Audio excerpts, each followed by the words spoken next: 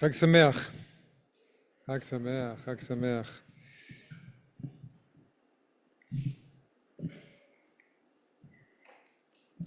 Well, I wanted to let everyone know that I just heard the news of importance in the world, that Sinwar has been killed, that the head of Hamas has been killed. And it's, as we come to the anniversary of October 7th, he was the architect of October 7th. And it's, hopefully it's a movement in the direction of bringing peace and resolution and ending the situation which has been so untenable for Israel.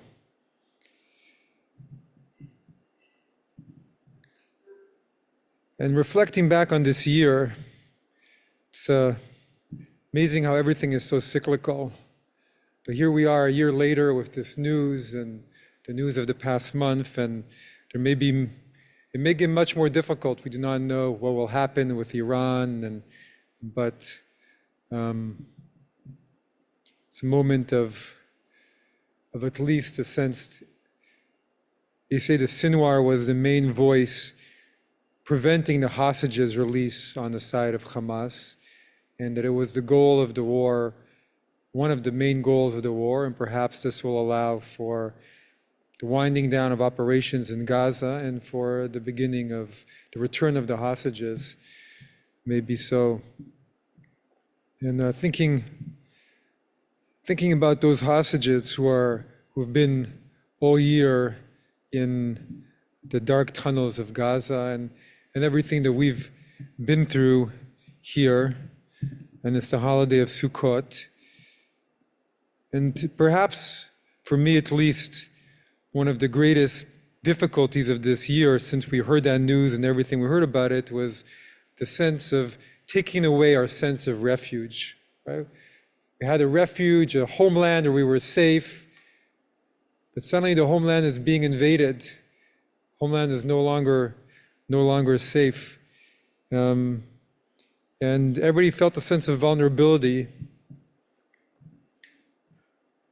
And I think this is why, we notice in the days after October 7th, that a lot of people started coming to the synagogue a lot of the time, because people were looking for something, right? They were looking for a shelter, a refuge from the news, from everything that was happening.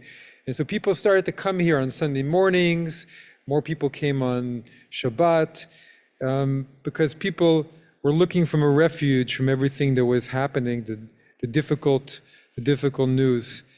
And on one hand, reflecting on this year, it really was, part of it was people were coming to the refuge of the synagogue, because synagogue is a refuge, because they were looking for a sense of physical protection, because the world outside did not feel completely safe. And you come to the synagogue and you hear, at least we can control the security here. And it's been interesting for me to see how many people have been suddenly involved in security. I think it gives them a sense of involvement and of healing, to be able to also be part of helping direct the security for us in the synagogue. It's not only about the physical safety. I think we also came here with a refuge because to be with other people who think the same things or similar, we don't all think the same, but we have a similar thoughts and concerns, and we can speak to each other and hear each other.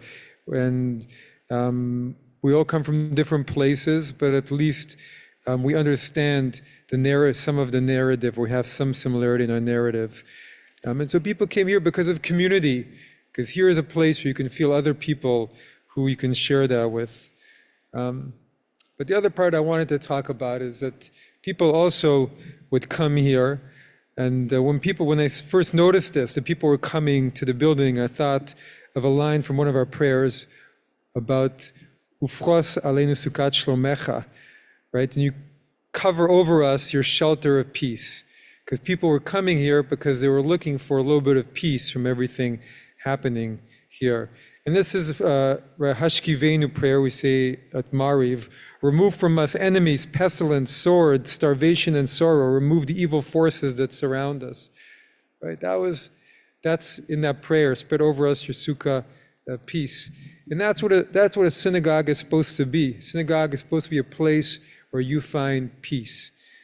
And synagogues, in their earliest mention, at least according to our rabbinic tradition, is in Ezekiel, who speaks about the exiles creating mini temples, small temples. And the synagogue is supposed to be Mikdash Me'at, a small temple. And the temple was called the temple, the sukkah of peace, the shelter of peace. And so when we're going through difficult times, we hope to find that place of peace. And for the last year, the synagogue, for many of us, has been a place of peace from the crazy world that we dwell in. Where else can we hear a piece of news like this and also and understand what it means and try and think about its implications and have a sense of that it's a momentous and an event that will hopefully lead to peace eventually. But we cannot be sure either of that. But why am I talking about shelter? Because the sukkah is the symbol of the shelter. And when we say the Hashivenu, we say, shelter us in the shadow of your wings, ensure our goings and our comings for life and peace now and forever. May you spread over us your canopy of peace over us, over all Israel, and over Jerusalem. And part of that is that when we find the peace in our synagogues, it brings peace to our lives, and we hope it then spreads that peace further out into the world beyond us. And we hope to be vehicles for that peace. I mean, that's what a refuge is. A refuge is a place where we find peace. And I think a sukkah is also meant to give us some of that sense of peace. It's a hut that we make in our backyards, and that in some ways is very fragile. And yet on the other hand, it's made out of nature. One of the halachot is that the schach has to be from a material, a natural material. So we're in the midst of nature. One gets some of that feeling of being in a walk, and you're supposed to be able to see the stars through the schach. A special place that we also build after the holidays. It's almost like finding a refuge in our backyard and spending a week in it and getting a sense of peace, of quiet, of connection, of hosting meals here for a synagogue, a refuge after everything that's been going on. And we all need to feel that connection and gain that strength and gain that peace.